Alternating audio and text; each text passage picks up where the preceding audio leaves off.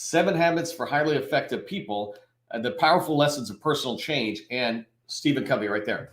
The first time I read this book was back in March 1997.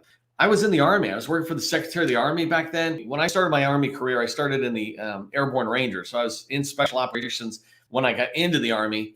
And by the time I got out, I was working for the Secretary of the Army. So I had very good career trajectory. And I was only in 6 years. So everybody was getting caught up on the Stephen Covey bandwagon about, hey, have you read this guy's book? And I was a junior enlisted guy around a bunch of 3- and 4-star generals. And so it was perfect for me to begin to get exposed to this. I read this book every year, at least once a year, I read it. And so I either read it or nowadays I got the audio. And so I listen to that.